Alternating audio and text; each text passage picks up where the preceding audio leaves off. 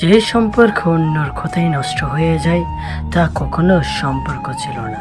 সেটা প্রেম হোক বা বন্ধুত্ব, যে কোনো সম্পর্কের মূল ভিত্তি হলো বিশ্বাস। ভালোবাসা মানে শুধু রোম্যান্স করা নয়, ভালোবাসা মানে নিজের থেকেও বেশি কাছের মানুষের খেয়াল রাখা।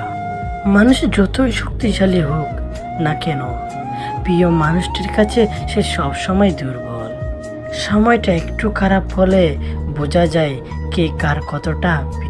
তোর ছবি দেখে আমার মন ভালো হয়ে যায়, তাহলে তোকে পেলে যে আমার কতটা আনন্দে থাকবো তা ভাষায় প্রকাশ করা সম্ভব না। কাউকে পেয়ে যদি আমাকে বলে যাও, আমার কোনো কষ্ট হবে না, কারণ জানতেই তো বললাম আমি তোমার যোগ্য ছিলাম না। কষ্ট পাবো তখন যখন জানতে পাবো তার কাছে তুমি সুখী নেই। কষ্টটা তুমি দাওনি, ওটা আমার ভাগ্য ছিল।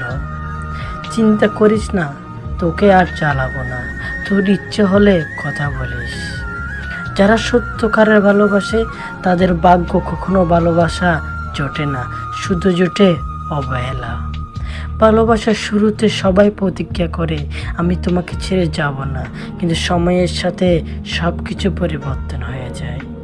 মানুষ বড়ই অদ্ভুত, কেউ একটুখানি ভালোবাসা পাওয়ার জন্য দিনরাত কাঁদে, আবার কেউ এক বুক ভালোবাসা পেয়েও অবহেলা করে।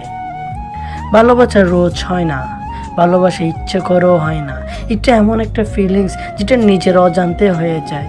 কে কখন কাকে ভালোবাসে ফেলবে কেউ বুঝে উঠতে পারে না। কাউকে যদি সত্যি ভালোবাসো তাহলে হাজার ব্যস্ততার মাঝে তাকে একটু সময় দিও।